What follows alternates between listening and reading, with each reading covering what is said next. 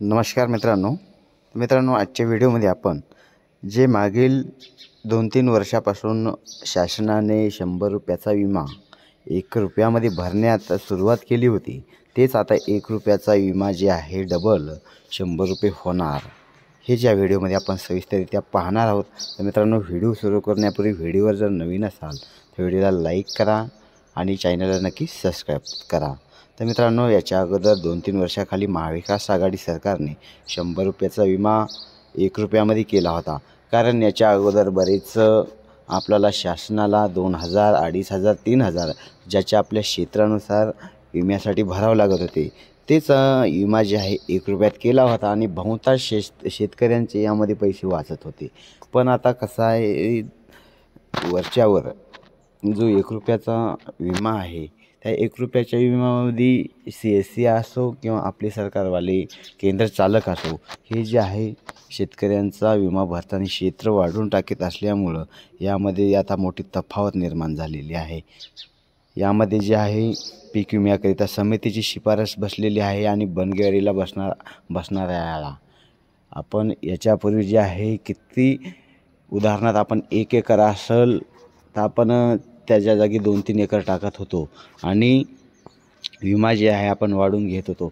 पण पहिलं 2-3 वर्षा अगोदर आपल्याला जर क्षेत्र वाढवायचं असेल त्यानुसार आपल्याला पैसे पे करावं लागत होते। उदाहरणार्थ 2500-3000 अशा या रेंजमध्ये पैसे करावे लागत होते। आता हे जे विमा आहे लवकरच 100 रुपये आता पुढच्या सीझनपासून चालू होणार आहे। तर बघू शकतो की काय तक्रार झाली होती, तर पंतप्रधान खरीप पीक विमा योजनेत बनावटगिरी टाळण्यासाठी ई पीक पाहणी बंधन करण्यात आलेली आहे। तुम्ही पाहू शकता की महत्त्वपूर्ण शिफारस राज्य समितीने केलेली आहे, कारण की याला आळा बसावा म्हणून राज्य समितीने जे आहे 100 रुपयाचा जे हे विमा आपण आकारला जात होता शासनाकडून, तेच आता 1 रुपयाचा विमा तो रद्द करण्यासाठी याच्यावर एक समिती नेमलेली आहे। समितीचं काय म्हणणं आहे आपण थोडक्यात वाचून घेऊ। तर रक्कम वाढल्यामुळे फसवणूक टळू शकेल असं समितीचं म्हणणं आहे। समितीने केलेल्या अन्य काही शिफारसीमध्ये 1 रुपयात पीक विमा देण्याऐवजी त्यांचे मूल्य 100 रुपये करावे असं या समितीचं म्हणणं आहे। मग मित्रांनो, काय होणार आहे तर 100 रुपये केल्यामुळं काय होणार आहे की आपल्याला पैसे जे आहे जास्त पे करावं लागणार आहेत। 100 रुपयाचा विमा जर 2 पिकं असतील तर आता कसं आहे, एका पिकाला 1 रुपया, दुसऱ्या पिकाला 2 रुपये अशा पद्धतीनं विमा आपण भरत होतो। पण दुसऱ्या आता पिकासाठी आपल्याला 100 रुपये करावे असं या समितीचं म्हणणं आहे। सध्या केवळ 1 रुपया द्यावा लागत असल्याने काही सामायिक सेवा केंद्र चालक बघू शकता तुम्ही, काही सामायिक सेवा केंद्र चालक सहभागी होत नसलेल्या शेतकऱ्यांच्या नावावर तसे क्षेत्र हे लक्षात घ्या, क्षेत्र नसतानाही विमा काढत असल्याचे प्रकार त्यांना आढळून आलेले आहे। त्यामुळे ही रक्कम 100 रुपये केल्यास त्याला आळा बसेल असे या समितीचं म्हणणं आहे। म्हणून हे लवकरच 1 रुपयाचा विमा जे आहे शेतकरी बांधवांनो 100 रुपयामध्ये होणार आहे असं या समितीद्वारे कळवलं जात आहे।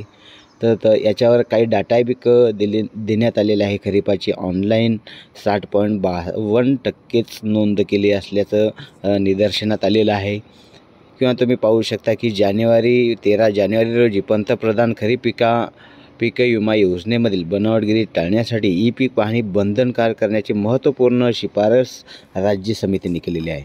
म्हणजे आता तुम्ही 1 रुपयाचा विमा असो किंवा 100 रुपयाचा विमा असो, हा भरल्यानंतर तुम्हाला त्याच्यानुसार पैसे शासनाकडून भेटणार नाही की एक शासनाकडून जे महत्त्वपूर्ण काही कंपनीज असतील त्यांच्यामार्फत तुमची ई पीक पाहणी प्रत्यक्ष शेतामध्ये जाऊन प्रत्यक्ष किती नुकसान झाले, प्रत्यक्ष किती % नुकसान झाले त्यावर एक अहवाल निर्माण करून ते कंपनीमार्फत सर्वे करून घेतल्या जाणार आहे। प्रत्यक्ष पाहणी जी आहे, याच्या अगोदर कसं आहे तलाठीमार्फत असो किंवा ग्रामसेवकामार्फत असो यांच्यामार्फत ही ई पीक पाहणी होऊ शकते।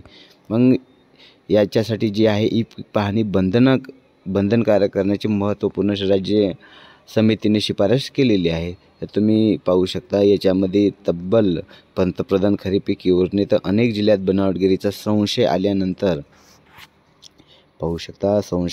कृषी विभागाने आलेल्या अर्जाची पडताळणी सुरू केलेली आहे। म्हणून अशावेळी बोगस जे आहे, बोगस शेतकऱ्यांचे बोगस क्षेत्र जास्त दाखवल्या गेल्याने याच्याकडे फसवेगिरी मोठ्या प्रमाणात आढळून येत आहे. यामुळे काय होत आहे, कंपनी जे इन्शुरन्स कंपनी असते या इन्शुरन्स कंपनीला जास्त तोटा होताना दिसत आहे. कारण की या कंपनीमार्फत जास्त शेतकऱ्यांना जे आहे नुकसान त्यांच्यामार्फत द्यावं लागत असते. तर पाहू शकता की शासनसुद्धा यावर संभ्रम होत आहे त्यांच्यामध्ये निर्माण. आणि तुम्ही पाहू शकता की 13 जानेवारीला हा अहवाल शासनाचं सुपूर्द केला आहे. त्यात ई पीक पाहणी योजनेत सहभागी होण्यासाठी ई पीक पाहणी अर्थात पेरणी केलेल्या पिकांची व क्षेत्राची नोंद बंधनकारक करावी अशी सुद्धा यामध्ये शिफारस करण्यात आलेली आहे. तर ही एक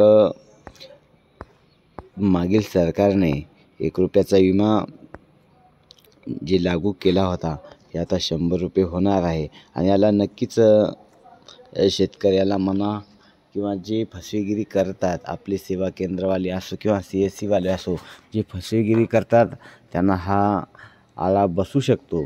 आणि ज्यांचं खरंच 1 एकर असेल, 5 एकर असेल, 10 एकर असेल आणि विमा किती उतरला आहे तेवढंच असेल, त्यानुसारच त्यांना ई पीक पाहणी केल्यानंतर आपल्या सातबारावर ऑनलाईन ॲपच्या माध्यमातून, इन्शुरन्स ॲपच्या माध्यमातून आपल्याला ई पीक पाहणी करावं लागणार आहे. त्यामध्ये आपल्याला पिकाची नोंद करावं लागणार आहे, घोषणापत्र द्यावं लागणार आहे, तरच तुम्हाला विमा मिळणार आहे. अन्यथा तुम्हाला विमा मिळणार नाही. तर ही शेतकऱ्यांनी दक्षता घ्यावी. आपलं जे आहे क्षेत्र आहे तेवढंच सेवा केंद्रावर जाऊन भरावे. याला नसता तुम्हाला जो विमा येणार आहे ते सुद्धा नाही मिळण्याची शक्यता आहे. म्हणून हा महत्त्वपूर्ण माहिती होती. मी शेतकरी बांधवांनो, हा व्हिडिओ आवडल्यास नक्की लाईक करा, चॅनलला नक्की सबस्क्राईब करा. धन्यवाद.